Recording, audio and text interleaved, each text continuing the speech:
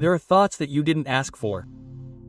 They arrive on their own, as if someone were knocking on the door of your mind, and even if you don't open it, they're already inside. A person who is always the same, unexpected, constant, silent. They're not part of your daily life, but they've settled into your mind as if they were. Why? What does it mean that you can't stop thinking about someone? You're not imagining things. It's not just nostalgia either.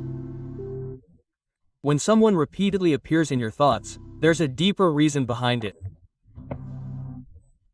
There's a message, and if you're willing to listen to it, it can change the way you see that connection and the way you see yourself. Obsessive thinking doesn't always come from desire. Many times it comes from the soul. Pause. Think about that person. Don't judge them, just feel them.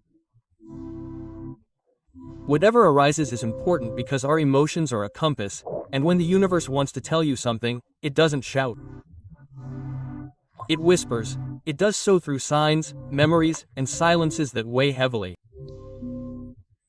There are people who don't come to stay, but they come to shake you up, to show you something you weren't seeing. Sometimes that something has nothing to do with them, it has to do with you. And that's the real mystery.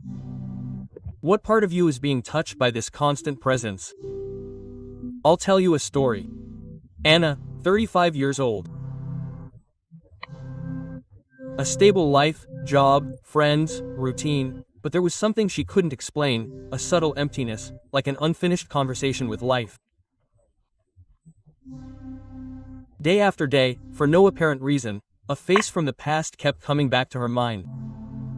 An old college classmate. She had no contact with him.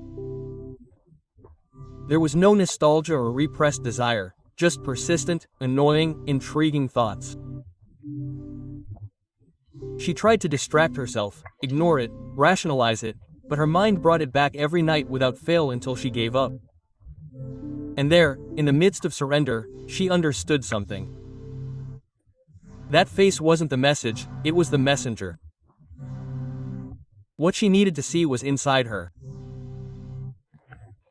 That person represented a stage in her life in which she left unresolved issues, dreams she didn't follow, versions of herself she abandoned. That's what often happens. Thinking about someone doesn't mean you should look for them, it means you should look for yourself. We are not separate bodies floating randomly. We are energy, and that energy vibrates, attracts, communicates even without words. Sometimes you think of someone because that person also thinks of you, sometimes because their inner paths and yours intersect at some invisible point, and other times because the universe is pushing you to see what you don't want to see. The connection may be real, but the purpose may not be what you imagine. This is where the law of attraction comes in, not as cheap magic, but as a universal principle. What attracts is what vibrates at the same frequency as you. When someone occupies space in your mind, they don't do it by chance. It's a reflection, a manifestation. And that reflection asks you to observe it. Is it desire? Is it attachment? Is it nostalgia? Is it guilt? Is it true love? What matters is not what the other person represents. What matters is what they awaken in you. Think of your mind as a stage. Each recurring thought acts as a character, but you are the director. And if that character keeps appearing on stage, it is because their role is not yet finished. Maybe it is time to close a cycle. Maybe it is the echo of an unlearned lesson. Maybe it is just that, the soul trying to speak to you with the face of someone else. Not all connections are made to materialize. Some are only made to wake you up. But how do you know?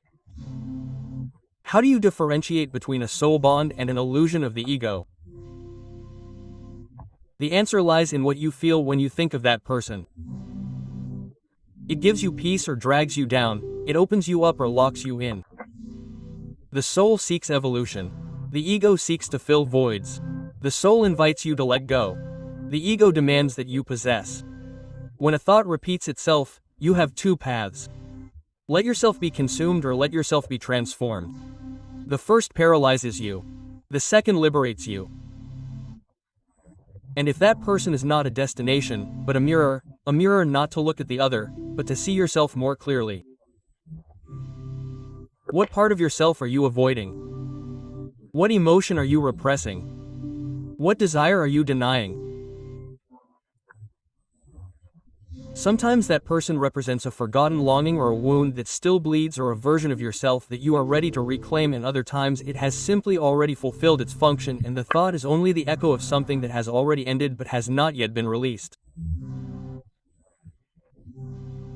Detachment is also wisdom. Letting go is not forgetting. Letting go is honoring the place that connection occupied and allowing your energy to continue on its path. The spiritual is not always mystical, sometimes it is brutally clear.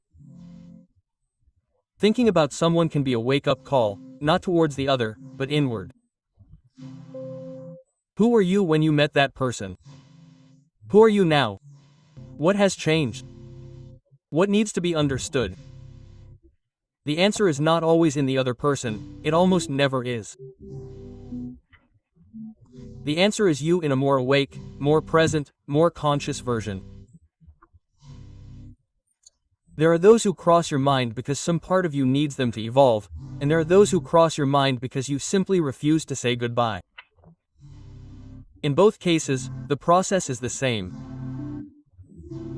Observe, don't judge, feel, and ask yourself, what is this telling me about myself? Don't ignore what is repeated. What is repeated has power, it has a message, it has a purpose. But don't rush to act, don't write, don't search, don't run after anyone. First, sit with yourself. Write down what you feel. Meditate in silence. Talk to yourself as if you were your best guide and listen. The answer is closer than you think. It just needs space to reveal itself. And if after that process you still feel that you need to reach out, do so, but without expectations, without weight. Do it for clarity, not for necessity. Do it for evolution, not for attachment. And if you decide not to do anything, that's okay too. Not every connection has to materialize. Some just come to open an internal door, to remind you of your worth, to give you back a part of yourself. Remember this. Your mind is not broken, your heart is not confused. You are simply awakening to a deeper dimension of yourself. The people who trouble you the most are often the ones who teach you the most, even without saying a word, even if they never return. Everything has a purpose. Every insistent thought is an invitation to understand, to let go, to grow. And if you have made it this far, it is because something inside you already knows. Are you ready? Are you awake?